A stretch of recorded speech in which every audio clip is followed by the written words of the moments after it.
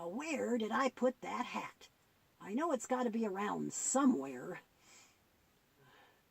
I think I saw it down by your box, Gramps. Oh, thanks, Girl Puppet. I'm wearing it at night, you see, to see if I can keep the mice out of my hair. I'm getting down to where I just don't have much more to spare. Oh, that'll be good. I hope it works. You seem a bit down today, Girl Puppet. Can I help you with something? Oh, yeah, maybe you can. I just read the parable that Jesus told about the wicked tenants.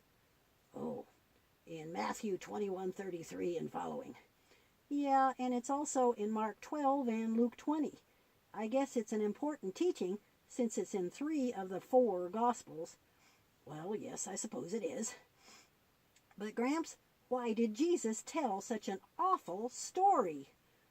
Well, the best way to find that out is to look carefully at it. We know that Jesus had a reason for everything he did. So, to whom was he telling this parable? Well, let's see.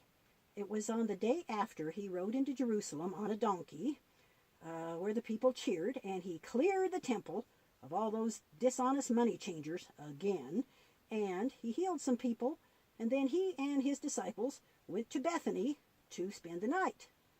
And the next morning, on the way back into the city, Jesus cursed a fig tree, and it withered and died. Yeah, I wondered why he did that, too. Well, because the fig tree looked good from a distance, but it had no fruit, like some humans look, like they love and obey God, giving money and going to worship and other religious activities, but when you see them up close, they don't love him at all. They don't live for him. Oh, I see, and God really hates that. So it's another lesson for us. Well, when they got to the temple and Jesus began to teach, some of the religious leaders asked him some questions, trying to get him to say something for which they could arrest him. But they couldn't do it. So Jesus told several parables that day. One of them was about the evil tenants. Yes, a landowner went, he planted a vineyard, and that's where grapes are grown, you know, and he built a wall all around it to protect it from animals and thieves, and he built a watchtower, and even dug a wine press so the grapes could be squeezed into juice. Then he went away after he rented it to some farmers, and he was gone a long time, and when the harvest time came, he sent some of his servants to collect his share of the grapes. But the tenants, the renters, refused. They beat up those servants and even killed some of them.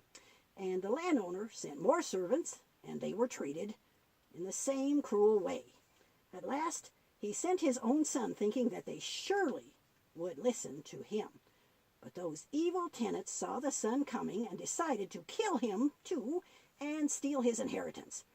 Jesus asked the crowd, "What will that landowner do when he comes to those wicked men?"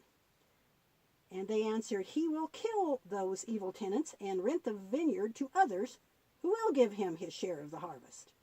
Right. Now, who does the landowner represent? God. And the vineyard must be Israel, because God built and protected it over many centuries. And the tenants are the Jewish religious leaders, and the servants are prophets and priests who had remained true and faithful to God. And the son was, the son was Jesus. Yes, Jesus told this parable to show those Jewish leaders to be the selfish, power-hungry, evil people they were, and to warn them of their coming punishment. We shouldn't be like them. It also exposed their plan to kill him. Oh, and the new tenants are the church. Jesus, the Messiah, no longer belonged just to the Jews, but to the Gentiles. But Gramps, this means that Jesus knew they were going to kill him. Yes.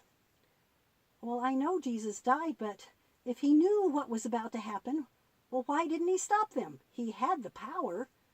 Well, because of God's will and because for his great love of all of us. I don't understand. You don't understand because you haven't read the rest of the Gospels. Keep going and you will soon see. Okay, I really want the answer to all of this, so I'll keep reading.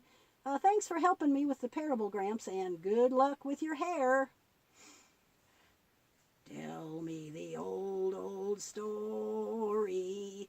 Tell me the old, old story. Tell me the old story of Jesus and